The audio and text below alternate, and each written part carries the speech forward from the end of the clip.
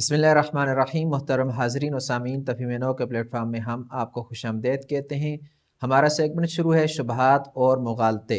हमारे साथ मौजूद हैं जनाब डॉक्टर मुफ्ती मोहम्मद इब्राहीम साहब। डॉक्टर साहब, आपका बहुत बहुत शुक्रिया, आपने हमें वक्त दिया। जी बहुत शुक्रिया जी आपके। अच्छा डॉक्टर साहब, ये जो अब फैल रहे हैं एतराज़ात सोशल मीडिया पे, एतराज़ात तो वो पुराने ही हैं, जदीद शक्ल में जो फैल रहे हैं, जो मुल्हिदीन की जानब से या सेकुलर्स और लिबरल्स की जानब से जो फैलाए जाते हैं, इनको टैकल करने के कौन से उसूल हैं? अगर कोई इनको समझना चाहे कि वो कौन से उसूल हैं जिनकी वजह से इनको एड्रेस किया जाए, तो किस तरह करेंगे? जी देखें, हमने पिछले प्रोग्राम में भी इस बात के ऊपर गुफ्तगू की थी कि वो कौन से असबाब हैं और वो मुख्तलिफ़ नौइयत के मुख्तलिफ हो सकते हैं। हमने कुछ बुनियादी बातों के ऊपर मुतवज्जे किया था अपने देखने वालों को। तो अब हम उन उसूलों की तरफ बढ़ते हैं कि जिनकी अगर रियायत रखी जाएगी तो हमारे नौजवान जहन और जदीद जहन जो हमारा है वो इन शुबहात और मुगालतों में नहीं पड़ेगा। तो उसमें जो सबसे पहली और बुनियादी चीज़ है, जिसे हम ये कहते हैं कि ट्रुथ फाइंडिंग के जो जी। तरीके हैं वो क्या हैं, और कैसे कितने तरीके ऐसे हैं जिसके ज़रिए से एक आदमी किसी सच्चाई तक पहुंचता है। इसको अगर हम अपनी इल्मी ज़ुबान में इसकी बात करें तो हमारे यहाँ इल्मुल कलाम में इसे कहा जाता है कि असबाब इल्म कितने हैं। जी जी। तो हमारे यहाँ तीन असबाब इल्म बयान किए जाते हैं, और वही तीन असबाब इल्म हैं कि एक आदमी उन तीन के ज़रिए से किसी भी सच्चाई तक पहुँचता है, और किसी भी हकीकत का इदराक जो वो करता है वो उन्हीं तीन तरीक़ों से करता है। उनमें सबसे पहले हवास सलीमा है, जी। हवास खमसा जब वो सलीम हो, इसकी मैं थोड़ी सी तफसील बयान करता हूँ। और दूसरे नंबर पर अकल है, और तीसरे नंबर पर ख़बर सादिक है। ये वो तरीके हैं, ये वो उसूल हैं जिनकी बुनियाद पर एक आदमी किसी सच्चाई तक पहुंचता है। तो ये जो हमारे पास हवासे खमसा हैं वो यही है, एक जैसे एक इंसान के अंदर उसके पास चखने की एक सलाहियत, एक सेंस है कि वो ज़ुबान से किसी चीज़ को चख कर उसका इल्म हासिल करता है, उसकी हकीकत का इदराक करता है। यानी उसे ज़ुबान पे अगर वो कोई चीज़ रखता है तो वो ये जान लेता है कि ये कड़वी है या मीठी है। लेकिन सारी चीज़ों का इदराक और सारी चीज़ों की हकीकत वो ज़ुबान के ज़रिए से नहीं मालूम कर जी, जी। सकता। अच्छा, इसमें डॉक्टर साहब ये भी इनका साउंड सेंसेस जिसे कहते हैं वो होना भी ज़रूरी है। अगर ये हवास से खमसा 5 सेंसेस ही किसी के कुछ फ़ाल्ट वग़ैरह हैं और वो समझ रहा है कि नहीं ये बिल्कुल ठीक है, जी तो आया फिर कुछ इस तरह के जुरिस्डिक्शन उधर है या नहीं है? नहीं, ये तो ज़रूरी है ना कि ये हवास खमसा ये बिल्कुल साउंड होने चाहिए और ये बिल्कुल ठीक काम कर रहे हो। तो हम उस सिचुएशन पे बात कर रहे हैं बाय डिफ़ॉल्ट, जी। कि जब वो उनको कोई मसला नहीं है। तो अब ये देखिए कि अगर ज़ुबान से तो वो सारी चीज़ों का इदराक नहीं कर सकता, बिल्कुल। उसे ज़रूरत है ऐसी चीज़ों को जानने की जिनके बारे में, जिनकी सख्ती और नरमी को वो जी, जी। जाने। तो इसके लिए बिल्कुल, उसे ज़रूरत है छूने की, छूने। तो वो टच करेगा। जी, जी। और सारी चीज़ों का इतराक वो टच कर टच भी करने हासिल से नहीं होता। नहीं होता। फिर उसके लिए उसे ज़रूरत पड़ती है कि ये बू है या ये बदबू है, जी। सूंघने की भी ज़रूरत पड़ती है। और फिर तमाम चीज़ों का इदराक नाक से भी नहीं हो सकता, बिल्कुल। उसे मालूम करना पड़ उसे जानना पड़ सकता है कि ये जो आवाज़ वो सुन रहा है ये किसी इंसान की है या किसी जानवर की है, फिर किस जानवर की है। तो उसके लिए फिर उसे सुनने की भी ज़रूरत है, बिल्कुल। और फिर सुनने ही से तमाम चीज़ों का इदराक नहीं होता, बल्कि उसे ज़रूरत पड़ती है कि वो देख के ये मालूम करे कि ये चीज़ काले रंग की है या ये चीज़ सफ़ेद रंग की है। तो ये 5 हमारे पास सेंसेस हैं। जब ये अपनी असल हालत में हो तो फिर ये हकायक तक पहुंचाने जी। में मुमिद और मुआविन होते हैं, ये नतीजा देते हैं। जी। इनमें से हर एक की लिमिट भी है, जो कुछ जुरिस्डिक्शन भी है, या बस कोई लिमिट नहीं है, लिमिटलेस है? जी देखें, इनमें से हर एक की लिमिट है। अब देखें ना, जुबान की लिमिट है, जब तक कोई चीज़ उठा के जुबान तक पहुंचाई नहीं जाएगी वो रिजल्ट नहीं देगी, जी, जी। वो उस चीज़ की हकीकत नहीं बताएगी। और इसके बाद जो छूने की, टच करने की जो लिमिट है वो जुबान से थोड़ी सी वसी हो जाती है, लेकिन है उसकी भी लिमिट है। जी, जी। अब वो जब तक किसी चीज़ को छुएगी नहीं वो रिजल्ट नहीं देती।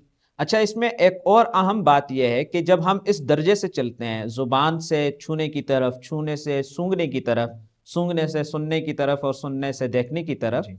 तो हर चीज़ की जो लिमिट, आने वाला जो सेंस है वो वसी हो जाती है। जी। जुबान महदूद दायरे कार में काम करता है, हाथ उससे ज़्यादा वसी दायरे कार में काम करता है, اور ناک تو وہاں تک بھی سونگ کے رزلٹ دے دیتا ہے جہاں ہاتھ نہیں پہنچتا، اور کان آپ دیکھیں کہ وہ ان کی جو لمٹ ہے وہ سونگنے سے بھی زیادہ ہے، اور آنکھ اس کی لمٹ تو کان سے بھی زیادہ ہے. اس کے لیے عام طور پہ کہا جاتا ہے کہ ہوا میں اڑتے ہوئے پرندے کو دیکھا تو جا سکتا ہے، جی بالکل، لیکن اس کے پروں کی پھڑپڑاہٹ سنی نہیں جا سکتی. تو یہ 5 سینسز ہیں، یہ انسان کو حقیقت کے تک پہنچاتے ہیں. اچھا، اس میں آپ ایک چیز اور بھی نوٹ کر لیں کہ ان میں سے ہر ایک اپنی لمٹ کے اندر کام کرتا ہے. اگر آپ اس لمٹ سے باہر کام لینا چاہیں گے تو وہ رزلٹ نہیں دیتا. مثال کے طور پہ دیکھیں، آنکھوں کا کام ہے وہ دیکھ کے چیزوں کے بارے میں بتائے کہ یہ کون سے رنگ کی، حالانکہ اس کی لمٹ وسیع ہے. لیکن اگر آپ اس سے یہ کام لینا چاہیں کہ وہ ایک کھانے کی پلیٹ میں سے یہ بتا دے، بریانی کی پلیٹ میں سے، کہ اس کا ذائقہ، اس میں نمک ہے یا نہیں ہے، تو ایک انسان اگر 3 گھنٹے بھی ٹکٹکی باندھ کر دیکھتا رہے تو اسے وہ رزلٹ حاصل نہیں ہوگا. تو اس رزلٹ کے لیے ضروری ہے کہ وہ زبان ہی سے، کیونکہ زبان کا اپنا ایک محور ہے، وہ اس میں کام کرتی ہے. تو یہ ان میں سے ہر سینس کی اپنی ایک لمٹ ہے، اپنا ایک کام ہے. وہ اپنا کام تو کرتا ہے، وہ دوسرے کا کام نہیں کرتا. اور اگر ہم دوسرے سینس سے کام لینا چاہیں تو ہم کبھی بھی نتیجے تک نہیں پہنچتے. اچھا، اسی پر آپ دیکھیں کہ ان 5 سینسز کے علاوہ جو ہمارے پاس دوسرا سورس ہے اسے ہم کہتے ہیں عقل. جی اچھا، یہ جو ہمارے یہاں سورسز آف نالج ہیں، اسباب علم ہے، یہ مخلوق کے لیے، جو خالق ہے، جو کریٹر ہے، یہ سپریم بینگ ہے، وہ تو ان تمام ٹولز سے، سورسز سے وہ پاک ہے، اس کا علم تو ذاتی ہے. جی ایسا ہی ہے. یہ جتنی بھی اسباب علم ہم بیان کر رہے ہیں یہ ہیں ہی مخلوق کے لیے، کیونکہ کریٹر کے بارے میں ہمارا یہ عقیدہ ہے، ہم یہ ایمان رکھتے ہیں کہ وہ ان تمام ٹول سے وہ بے نیاز ہے، اسے ان کی ضرورت نہیں ہے. وہ دیکھتا ضرور ہے لیکن اسے دیکھنے کے لیے آنکھ کی احتیاج نہیں ہے. اور ہم یہ بات کر رہے ہیں کہ اب 5 سینسز ہیں ہمارے پاس، جو ان کے علاوہ پھر دوسرا جو ہمارے پاس سورس ہے وہ ہے عقل. اور عقل وہ بھی، اس کی بھی ایک لمٹ ہے. جیسے پچھلے 5 سینسز ہیں ان کی بھی ایک لمٹ ہے، وہ اپنی لمٹ سے باہر کام نہیں کرتے. تو عقل کی بھی ایک لمٹ ہے، عقل کے ذریعے سے بھی چیزوں کا ادراک ہوتا ہے. مثلا اس کی بہت آسان مثال یہ ہے کہ اگر 2 لوگوں کو آمنے سامنے کھڑا کر دیا جائے اور ایک کو کہا جائے، بالکل انجان شخص ہوں، بالکل انجان شخص، اور ان کو یہ کہا جائے کہ آپ، ایک کو کہا جائے کہ آپ بی کے بارے میں جو معلومات لے سکتے ہیں، یہ جو آپ کے پاس موجود ذرائع ہیں ان سے کیا کیا معلومات لے سکتے ہیں. تو دیکھیں وہ ایک انسان کے بارے میں یہ معلوم کر سکتا ہے اس کا رنگ کیسا ہے، یہ اس کا قد کیسا ہے، اس کی آواز کیسی ہے، وہ اپنے یہ حواس خمسہ کو بروکار لاتے ہوئے. اچھا، وہ عقل کے ذریعے یہ بھی معلوم کرے گا کہ اس کے والدین ہیں. اچھا، اب یہ دیکھیں یہ جو ایک شخص ہے اس نے دوسرے کے والدین سے یہ کبھی ملا نہیں ہے، لیکن یہ اپنی عقل کے ذریعے سے اس نتیجے پہ پہنچا چونکہ یہ شخص موجود ہے تو یہ ضرور اس کے والدین بھی ہوں گے، اگرچہ وہ حیات ہیں نہیں ہے لیکن وہ عقل کے ذریعے سے اس بات کو جان چکا. اچھا، اب معاملہ یہ ہے کہ عقل کی بھی یہی لمٹ تھی. اگر ہم یہاں سے آگے یہ بات کریں کہ وہ انسان کیوں ہے تو یہاں پہ عقل کیا ہو جاتی ہے، وہ جواب دے دیتی ہے. عقل کا کام یہاں پہ نہیں ہے. اگر وہ اس کی اگرچہ وسعت ہو، جیسے ہم نے کہا نا آنکھ کی جو لمٹ ہے وہ زبان سے بہت وسیع ہے، لیکن آنکھ وہ زبان والا کام نہیں کرتی کیونکہ وہ اس کا وہ سینس اس کے لیے ہے ہی نہیں. تو عقل کی اگرچہ بہت زیادہ لمٹ ہو لیکن وہ اس سوال کا جواب نہیں تلاش کر سکتی کہ ایک انسان وہ کیوں ہے، اس کی تخلیق کا مقصد کیا ہے. اس کے لیے پھر ہمیں اسباب علم میں ایک تیسرا سورس ہے جسے ہم کہتے ہیں مخبر صادق کی خبر. اس کا کیا مطلب ہے کہ کوئی آدمی آپ کو ایک خبر دیتا ہے، آپ اس کی کریڈیبلٹی چیک کر سکتے ہیں کہ یہ کریڈیبل ہے یا نہیں ہے، وہ سچا ہے یا نہیں ہے. تو جب یہ ثابت ہو جائے کہ وہ کریڈیبل ہے تو بس اس کی خبر پر بھی، اس سے بھی حقیقت کا ادراک ہوتا ہے، یقین حاصل ہوتا ہے اور انسان سچ تک پہنچتا ہے.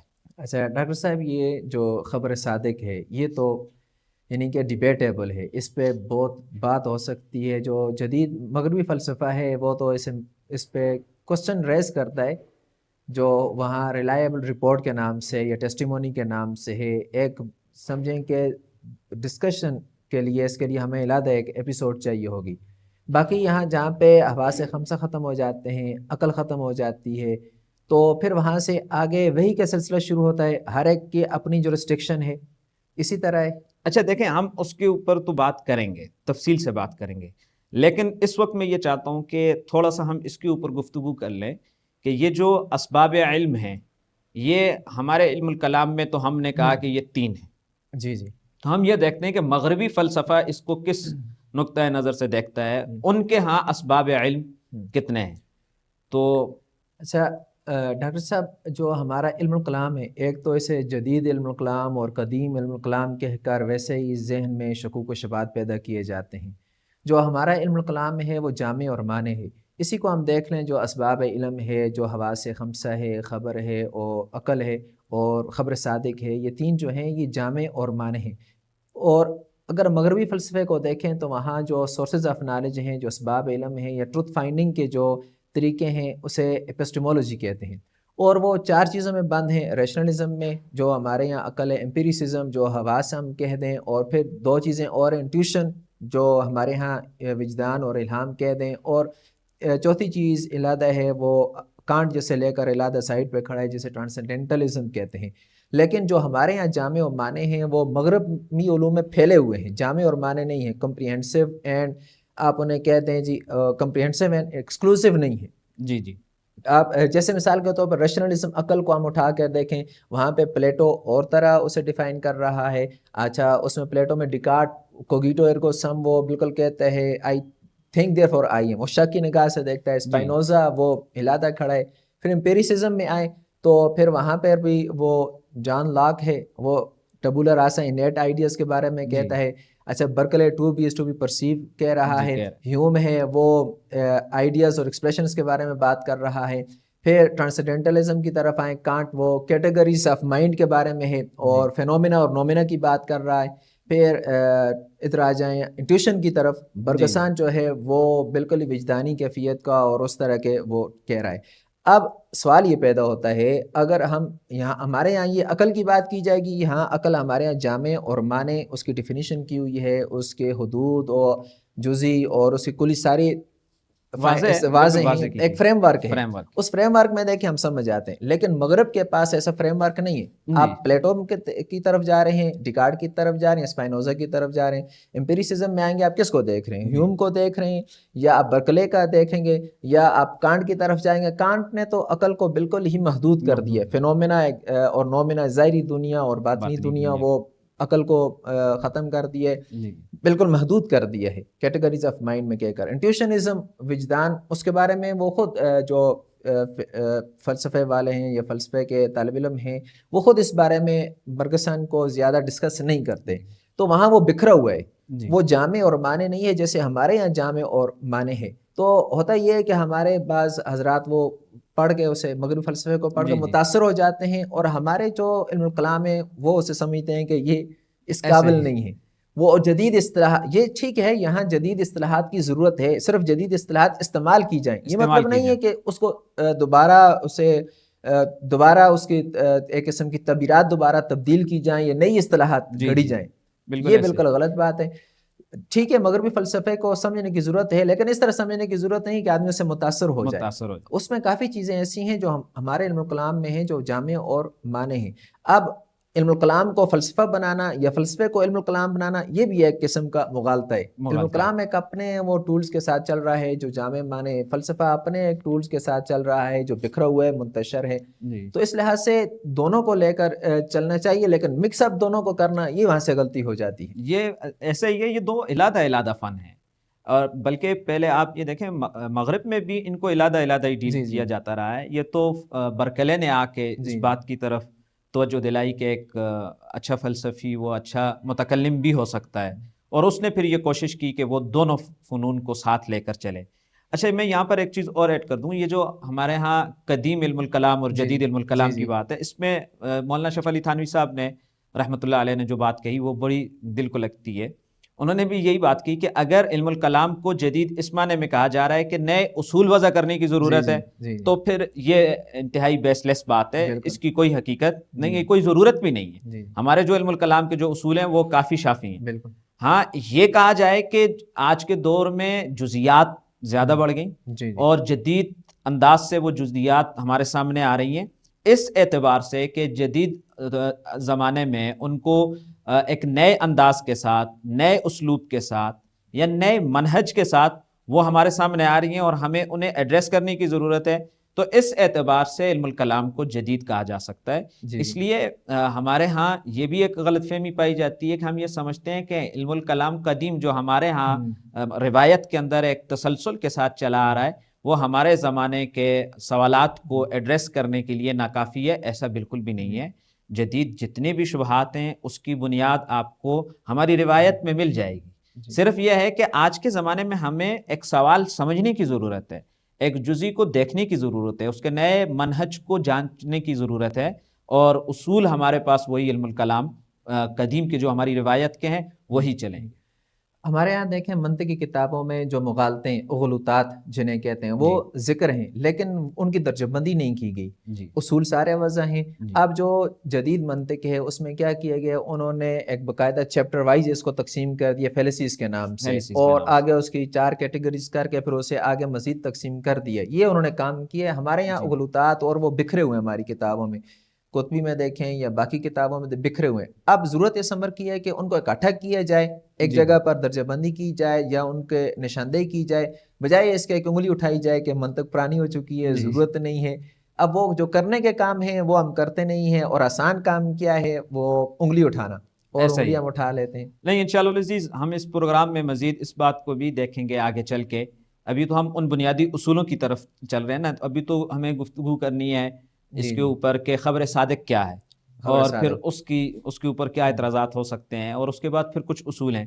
اس کے بعد ہم انشاءاللہ العزیز ان چیزوں کو، یہ جو فیلسیز ہیں ان فیلسیز کو زیر بحث لائیں گے کہ آج کے ہمارے زمانے میں یہ جو ہمارے لبرلز ہیں یا سیکولرز یا ایتھیسٹ جو ہیں وہ کون کون سی غلطیوں کا ارتکاب کرتے ہیں اور کن فیلسیز کا ارتکاب کرتے ہیں، اور ان کا ارتکاب کرنے کی وجہ سے ایک بہت بڑا یوں سمجھ لیں کہ غلط فہمی پیدا ہوتی ہے، اور نوجوان نسل ان کو دیکھتی ہے اور وہ یہ سمجھتی ہے کہ یہ بہت ہی ویلڈ قسم کی بات ہے، حالانکہ اس کے پیچھے بہت سارے اس کی فیلسیز ہوتی ہیں اور اس کی غلطیاں ہوتی ہیں، اور انہیں واضح کرنے کی بھی ضرورت ہے. ہم کوشش کریں گے کہ ہم کو ریلیٹ کر دیں کہ ہمارے یہاں منطق میں کیا چل رہا ہے اور یہاں پہ جدید منطق میں، یا یوں کہہ لیں کہ اس کو کس عنوان سے تعبیر کیا جاتا ہے. ساتھ اس فیلسی کا نام بھی ہم لے لیں تاکہ آسانی رہے کہ یہ اس کا نام کیا ہے اور اس کی تعریف کیا ہے، پھر اس کی مثال کے تحت ہم کر مثال کے تحت انشاءاللہ العزیز کو اسی طرح ڈسکس کریں گے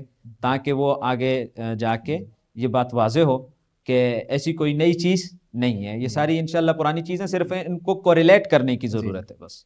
ٹھیک ہے ڈاکٹر صاحب، آپ کا بہت بہت شکریہ. تو حاضرین و سامعین ہمارے ساتھ جڑے رہیں، ملتے ہیں نئے پروگرام میں جس میں ہم خبر صادق کو ڈسکس کریں گے جو سورس آف نالج ہے، اسباب علم ہے. تو ہمارے ساتھ جڑے رہیں. کوئی آپ کا سوال ہے کمنٹ سیکشن میں آپ پوچھ سکتے ہیں. تب تک فی امان اللہ.